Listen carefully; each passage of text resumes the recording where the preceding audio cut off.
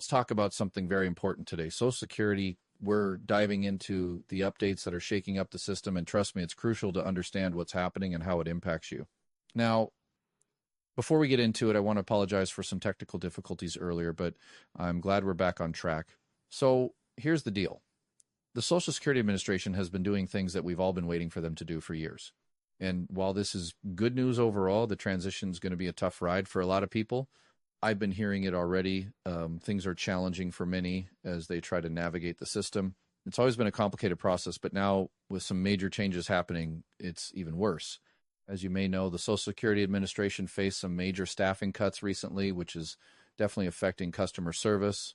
The service was already at a 50-year low before, and now it's only gotten worse.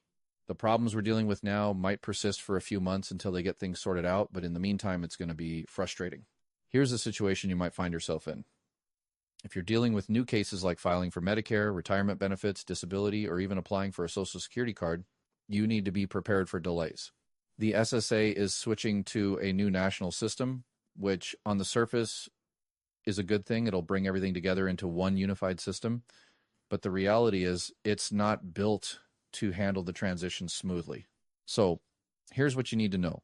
If you take your documents down to Social Security, they'll put them into the system, but here's the catch. They'll be stored somewhere in the country, and honestly, it could end up being in a big warehouse somewhere, like the Ark of the Covenant in Indiana Jones. It's crucial to keep this in mind. When you bring in documents, never leave your originals. Always have copies made, and make sure the copies are stamped to confirm that they've been checked. You'll get your originals back, but the documents will be stored in this vast decentralized system. So when you call up later and ask where your documents are, the response might be something like, "We don't know where they are." Yes, they are somewhere in the system, but finding them is another story. It's a frustrating reality we'll all have to face for a while. Now, if you're scheduling appointments, whether it's for retirement, Medicare, or disability benefits, you need to be aware of the mess that comes with it.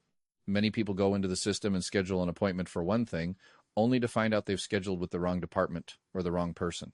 This leads to delays as people are shuffled around from one office to another. This is exactly why my office got rid of those kiosks you used to see when you walked into Social Security. Those little machines that printed tickets were a total waste. Instead, we switched to asking people directly what they were there for, and trust me, it worked much better. But the current system isn't set up for that kind of efficiency, and it's causing even more chaos in the scheduling process. So, appointments are going to take longer, and frustration will rise. One of the biggest concerns I've heard about is the difficulty in getting appointments. Some people are scheduling appointments for disability benefits only to find out that the next available appointment is 2 months away. And then when they realize that they can file for retirement benefits instead, they end up scheduling a whole new appointment. That only adds to the delays. The system isn't working efficiently right now, and I'm afraid that it's going to get worse before it gets better. People are being scheduled with the wrong departments, which creates even more delays. In my experience, the Social Security system is divided into 3 units. There are the general customer service representatives who handle general inquiries. Then you've got the Title II and Title 16 departments. Title II covers retirement benefits, survivor benefits, Medicare, Social Security, disability insurance, SSDI, and spouse benefits. If you're filing for one of these, you'll need to be scheduled with someone from Title II. But the problem arises when people mistakenly schedule with the Title 16 unit, which deals with SSI, Supplemental Security Income, a welfare-based program. The staff in Title 16 are not equipped to handle Title II cases, and that leads to even longer delays. It's a mess, and it's going to take a while to fix. On top of that, we're also dealing with another potential issue, shutdowns. You've probably seen news reports about airport delays, long lines, and major disruptions in services. While these shutdowns are affecting many sectors, Social Security is not being shut down.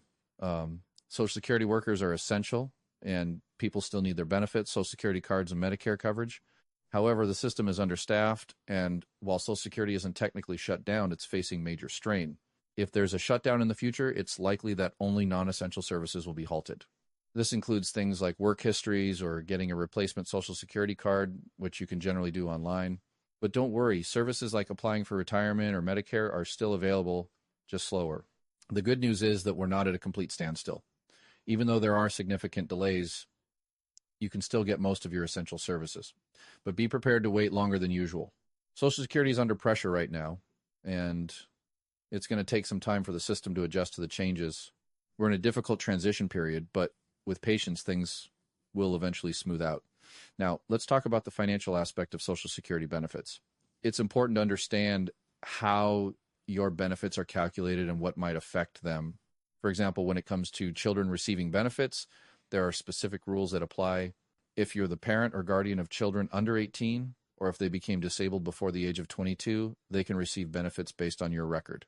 This applies whether you're receiving retirement benefits, disability benefits, or survivor benefits. So in a situation like this, your children could receive benefits up until they turn 18 or until they reach the age of 22 if they are disabled. But there's more to the story, especially when it comes to the complex calculation of those benefits. When you receive Social Security benefits, there's a family maximum, essentially a cap on how much can be paid out to you and your dependents. Let's say you're receiving $2,000 per month in benefits. If you have children who are eligible for benefits, they can receive up to 50% of your benefit amount. So if you're getting $2,000, each child could receive $1,000. But here's the catch. If you have too many children, Social Security won't pay out $1,000 per child indefinitely. There's a maximum amount that can be paid on a single record. For example, if you have 10 children, Social Security won't pay $1,000 for each child. Instead, the total payout is capped based on your record. Let's say, for example, that the maximum amount Social Security can pay on your record is $5,000. If you have 10 children, that $5,000 will be divided among them, and each child might only receive $500. This is why the family maximum is so important. It ensures that benefits don't exceed a certain amount per family, even if there are multiple children involved. And just to clarify, the family maximum is determined by the total amount that can be paid out based on the parent's record. In the case we're discussing, it looks like the children are each receiving $1,300, and the family max is set at $3,000. So while each child's benefits might be reduced because of the family max, the total amount the family receives is capped. But this is where the system gets complicated. There are multiple factors at play, including whether the surviving spouse is eligible for additional benefits. This is why it's so important to double check all the numbers and ensure that the calculations are correct. Social Security should have accounted for all these factors when processing benefits, but it's not always perfect, which is why people sometimes end up with the wrong amount. In this particular case, it looks like the family is getting a total of $3,000 in benefits, which is correct based on the family max. The key takeaway here is that Social Security uses the family maximum to ensure that benefits are divided fairly among all eligible family members. It's not always a straightforward process, and it can be frustrating when the numbers don't add up the way you expect them to. But rest assured, if you're in a similar situation, the calculations are likely correct, even if they seem confusing at first glance. For the person we're helping here, the total family benefits are about $3,000, which is within the family max. However, it's essential to verify that the earnings records are accurate. If the parent recently passed away and their earnings from the previous year haven't been posted yet, that could affect the benefit amount. If the parent had a high earning year, it could increase the amount of benefits that the family receives. So always check to make sure that the earnings records are up to date and accurate. If everything checks out, then the calculations should be correct and the family will continue to receive the appropriate benefits. The bottom line is this. Understanding how Social Security benefits work can be complicated, but it's crucial to ensure that you and your family are receiving everything you're entitled to. If you're unsure about your benefits, or if something doesn't seem right, don't hesitate to reach out to Social Security for clarification. Remember, they are there to help even if the system is currently under strain. One thing we can't overlook is the role of community in navigating these complex systems. As I've mentioned before, this platform is all about building a community where people can share their experiences, ask questions, and support each other. We've seen time and time again that when people share their stories, it helps others understand their own situations better. It's not just about learning from me or from any individual, it's about the collective knowledge that comes from a group of people who are all facing similar challenges.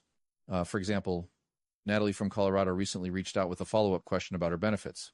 Thanks to the information shared by other viewers, she was able to get clarification on her situation and start the process of receiving the benefits she was eligible for. This is exactly why we encourage people to engage with each other in the comments, ask questions, and share their experiences. It's not just about helping one person, it's about creating a network of support that can benefit everyone. And as much as I love getting questions and interacting with you all, the truth is that this community is bigger than just me. We have viewers who've been watching for a long time and are now helping others navigate the system. Whether it's about Social Security, Medicare, or any other issue, the more we share, the more we can all learn. When you're out there in your community, whether it's at the grocery store or a restaurant, you might overhear someone talking about their own struggles with benefits. That's when you can step in and help. You can share your knowledge, your experience, and maybe even save someone from making a costly mistake. That's what this community is all about: support, sharing knowledge, and helping each other out. So When you leave a comment or ask a question, you're just getting help for yourself. You're also contributing to a larger network of people who are trying to navigate the same bureaucratic maze. And by doing so, you're helping others understand what they're entitled to and how to go about getting it.